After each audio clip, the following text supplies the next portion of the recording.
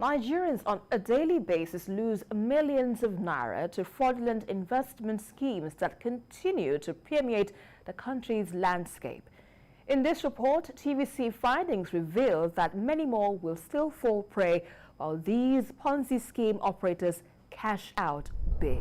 For a people who claim and boast of being street smart, Nigerians have generally been defrauded too many times within the last decade.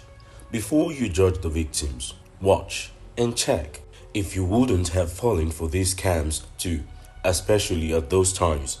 To put it in a clearer view, let us give a very brief history on Ponzi schemes in Nigeria. Welcome back to Top Niger Live, your one-stop for the deepest investigation on trending topics, entertainment news, and facts all around.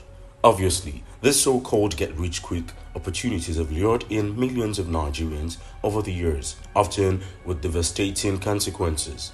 The first ever Ponzi event officially recorded in the history of the country dates back as far as 1980, an era that witnessed Ponzi schemes such as the Umana platform in Port Harcourt and Calabar. These money-doubling platforms, just like today, enticed Nigerians at the time with promises of rapid returns, only to collapse after a short while. At that time, the nation's financial regulations were not too tough, creating an enabling loophole for these fraudulent activities to thrive.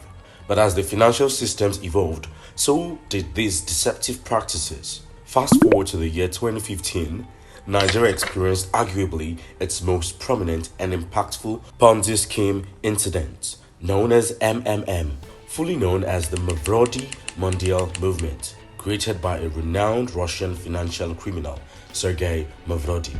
Emerging right in the midst of an economic recession, MMM promised a staggering 30% monthly return through a so-called mutual aid financial network. The concept was simple. You provide help to another participant and later you get help with a much larger sum. Obviously, they relied on a constant stream of new members to pay off the initial ones. Predictably, when that stream dried up, this miracle investment collapsed, leaving many in financial ruin. At the time of collapse in March 2017, MMM was responsible for the loss of an estimated 18 billion naira by 3 million Nigerians who fell victim, according to the Nigerian Deposit Insurance Corporation (NDIC). But did people learn from this? Without. It was in fact the first of many more on the way. Some participants of MMM, majorly those who were able to cash out before the crash of the scheme, began to crave for more. They started looking forward and anticipating the rise of another. This birthed a pandemic of so many similar schemes such as Ultimate Cycler, Twinkers, My Bonus, Help to Get, Lopers Club, GCCH, Revo Money, Nigerian version of the Swiss Golden, and lots more, which all crashed just within months. But there came the next wave. NNU emerged, an activity-based Ponzi scheme that created an illusion of generating sustainable amounts of income from participants just reading news on the website and engaging in other activities. NNU quickly gained popularity among students and low-income earners but collapsed within a year. As expected, it birthed another wave of similar clones such as Gifted World, LPV Forum, Wakanda Nation Investment, Loom, Flow Extra, amongst others. They came turn by turn, gathering millions of victims over time before collapsing respectively. 5 years following the collapse of MMM, it was revealed that Nigerians had lost roughly 300 billion naira to these Ponzi schemes. Despite clear warnings from the Central Bank of Nigeria, the CBN, and the Securities and Exchange Commission (SEC), these occurrences did not end. In 2020, a techie era began. One plain format just doesn't work for life. These schemes returned with a repainted outer part, but with the same inner part. As usual, they adapted their tactics, leveraging social media platforms like WhatsApp and Facebook for rapid recruitment while preying on the same vulnerabilities: economic hardship, financial illiteracy, peer pressure, weak regulation, and ever-present greed. This era started with spawning of similar crypto-based schemes such as Forsage, Million Money, Lion's Share, and Inks Nation, all which were very short-lived. One of the most prominent, MBA Forex, created by one Maxwell Chizzy Odum, integrated corporate existence into its operation, single-handedly defrauding investors to the tune of 213 billion naira under the pretense of being a legitimate forex trading platform. The scheme attracted many Nigerians before collapsing in year 2021 amid investigations by the EFCC. Though it operated as a registered business, this formality only served to its mask to this usual fraudulent nature.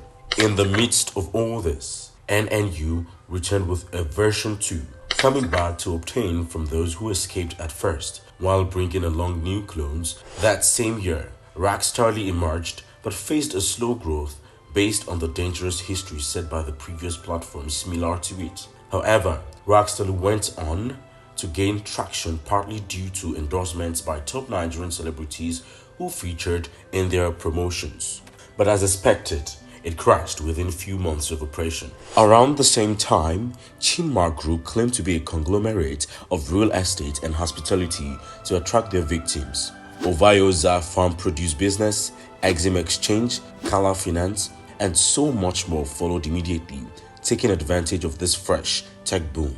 By 2022, the NDIC estimated that Nigerians had lost a total of 911.45 billion naira to Ponzi schemes and similar frauds over 23 years. Although the EFCC arrested individuals like Emmanuel and Victoria Jayoba, who defrauded investors of 935 million naira, convictions were rare and recovery of money was minimal. As Nigerians grew more skeptical of these obvious scams, Ponzi schemes began integrating buzzwords like AI, DAO, and NFTs into their tech-based schemes by 2024 in order to gain credibility. One would expect Nigerians to spot them regardless, as they always promise unrealistic returns of investment. However, a large number of victims went on to fall for the likes of WealthBuddy, Bitfinance Global, and the latest, CBEX. As at time of making this video in 2025, the estimated amount of money Nigerian victims have lost to Ponzi schemes crossed over $1 trillion naira, reaching barely $1 billion by the current exchange rate. Obviously, a good number of victims have gone unreported. Every time, millions of Nigerians, driven by the promise of quick wealth and probably swayed by the testimonials of early participants, pour their hard-earned money into the schemes. Right now, there is no end line in sight, as more of these schemes might still emerge in the nearest future. Anyways, how many of these scams did you fall for? Let us know if there is any we forgot to mention. Drop a comment below if you want us to make a comprehensive video on how to always spot one in the future. See you very soon again.